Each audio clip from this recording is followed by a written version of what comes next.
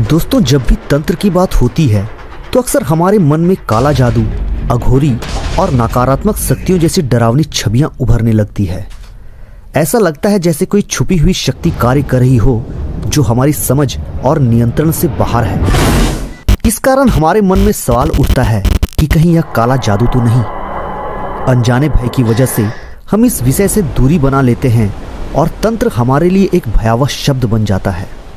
लेकिन क्या वास्तव में तंत्र डरावना और खतरनाक है, या फिर यह केवल हमारी अज्ञानता का परिणाम है?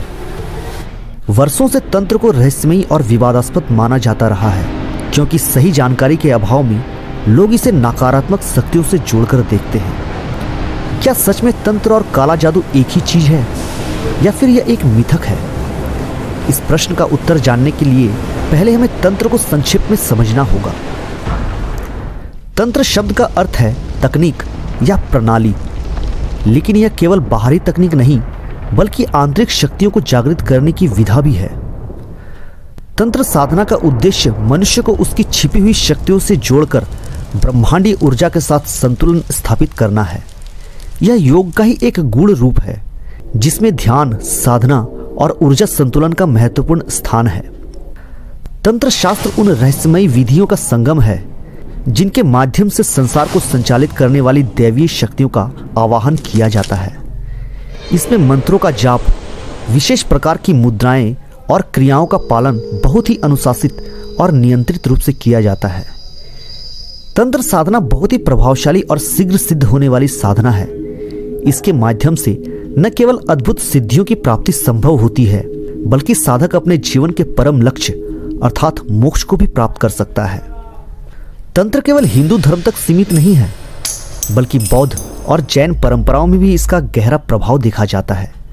यह विद्या मुख्य रूप से शाक्त और शैव परंपराओं से जुड़ी मानी जाती है, लेकिन इसके सूत्र हमें अथर्ववेद में भी मिलते हैं। तंत्र के पहले उपदेशक भगवान शिव माने जाते हैं। उनके बाद भगवान दत्तात्रेय, भगवान परशुराम, देवर्षि नारद, ऋषि वशिष्ठ, सुखदेव, सनत कुमार आदि कई महान संतों ने इसे आगे बढ़ाया। तंत्र विद्या नाथ परंपराओं में भी विकसित हुई, जिसमें गुरु मत्स्येंद्र नाथ और गोरखनाथ जैसे सिद्ध योगी हुए। तंत्र शास्त्र को 3 भागों में विभाजित किया गया है: आगम तंत्र, यामल तंत्र और मुख्य तंत्र। प्राचीन काल में घातक अस्त्र शस्त्र जैसे पाशुपतास्त्र, नागपाश, ब्रह्मास्त्र आदि तंत्र के माध्यम से ही बनाए जाते थे। इसी प्रकार तंत्र से सम्मोहन, त्राटक, त्रिकाल, इंद्रजाल, परा, अपरा और प्राण विद्या जैसी रहस्यमयी विद्याओं का जन्म हुआ। तंत्र साधना से साधक कई अद्भुत सिद्धियां प्राप्त कर सकते हैं, जैसे रूप बदलना या अदृश्य होना, एक साथ कई रूप धारण करना, समुद्र पार करना या हवा में उड़ना, विशाल पर्वतों को उठाना, दूर बैठे व्यक्ति से बात करना या उसे देख पाना इत्यादि। तंत्र में साधक विभिन्न ऊर्जाओं और दैवीय शक्तियों की साधना करता है, जिससे उसे अलग अलग प्रकार की सिद्धियां प्राप्त होती है, जिनमें प्रमुख है भैरव साधना, वीर साधना, यक्ष साधना, गंधर्व साधना, सर्प साधना, 10 महाविद्या साधना, पिशाचिनी और योगिनी साधना। इसी के अंतर्गत कई तरह के प्रयोग भी होते हैं, जैसे मारन, मोहन, स्तंभन, विद्वेषण, उच्चाटन, वशीकरण, आकर्षण आदि। अघोरी साधक तंत्र विद्या को चरम सीमा तक सिद्ध करने के लिए विशेष साधनाएं करते हैं, जैसे शिव साधना, शव साधना और श्मशान साधना। अगर सरल शब्दों में कहें तो तंत्र एक उच्च कोटि की साधना है, जिसके माध्यम से व्यक्ति स्वयं को पहचान सकता है और अपनी आंतरिक शक्तियों को जागृत कर सकता है। यह केवल एक आध्यात्मिक प्रक्रिया नहीं, बल्कि पूरी तरह विज्ञान पर आधारित विधा है। विज्ञान भैरव तंत्र में भगवान शिव ने माता पार्वती को तंत्र के 112 सूत्र बताए हैं। ये सूत्र ध्यान और साधना के ऐसे गहरे रहस्य प्रकट करते हैं जिनके माध्यम से आत्म साक्षात्कार किया जा सकता है। ये तो हुई तंत्र की बात। जब हम काला जादू या ब्लैक मैजिक की बात करते हैं तो इसे समझने का सबसे सही तरीका यह है कि यह भी एक ऊर्जा है, और ऊर्जा का अपना कोई बोध नहीं होता। यह न तो सही होती है न ही गलत। इसका स्वरूप पूरी तरह से उपयोगकर्ता पर निर्भर करता है।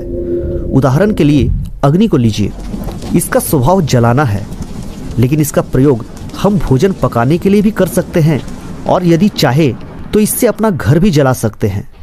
अग्नि स्वयं यह निर्णय नहीं ले सकती कि इसका उपयोग कैसे होगा, यह तो सिर्फ अपने गुणधर्म के अनुसार कार्य करती है।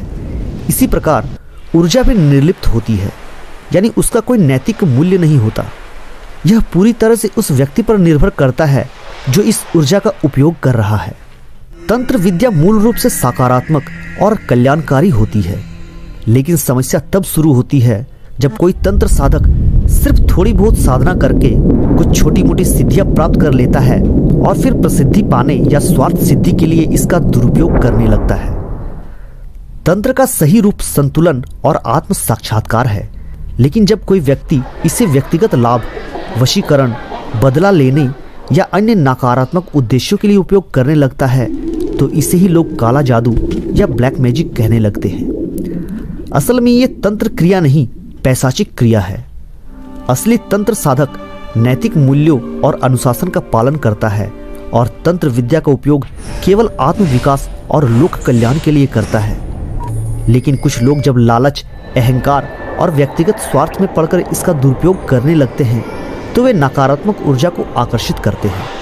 ये वैसा ही है जैसे चाकू से आप फल काट सकते हैं या किसी को चोट भी पहुंचा सकते हैं। यह आपके इरादे पर निर्भर करता है। वैसे ही तंत्र का प्रयोग सकारात्मक और नकारात्मक दोनों तरीकों से किया जा सकता है, पर बात यहीं खत्म नहीं होती। तंत्र का सही उपयोग जहां आत्म साक्षात्कार और आध्यात्मिक उन्नति की ओर ले जाता है, वहीं इसका नकारात्मक उपयोग, जिसे लोग काला जादू कहते हैं, करने वाले और करवाने वाले दोनों के लिए हानिकारक साबित होता है। यह ब्रह्मांड एक ऊर्जा चक्र पर आधारित है। जो हम बाहर भेजते हैं वही हमें वापस मिलता है। अगर तंत्र का प्रयोग किसी की भलाई के लिए किया जाए तो यह साधक को आध्यात्मिक रूप से ऊंचा उठाता है, लेकिन अगर इसका दुरुपयोग स्वार्थ, वशीकरण या किसी को नुकसान पहुंचाने के लिए किया जाए तो यह नकारात्मक ऊर्जा लौटकर उसी व्यक्ति को प्रभावित करती है जिसने इसे भेजा था। जो जैसा बोता है वैसा ही काटता है, यही इस सृष्टि का अटूट नियम है। यदि कोई व्यक्ति तंत्र का प्रयोग गलत इरादों से करता है तो भले ही उसे क्षणिक सफलता मिल जाए, लेकिन अंततः उसे उसी ऊर्जा का दुष्परिणाम भुगतना पड़ता है। यह प्रभाव कई रूपों में आ सकता है: मानसिक अशांति, भयंकर बाधाएं, आध्यात्मिक पतन या फिर वही नकारात्मक शक्तियां लौटकर उसका पीछा करने लगती है। इसलिए तंत्र शक्ति का प्रयोग हमेशा सकारात्मक और कल्याणकारी उद्देश्यों के लिए करना चाहिए। सच्चा तंत्र वही है जो आत्मोन्नति, ज्ञान और ब्रह्मांडी ऊर्जा के साथ संतुलन स्थापित करने में सहायक हो, न कि किसी को हानि पहुंचाने का साधन बने। यही फर्क है तंत्र और काला जादू में।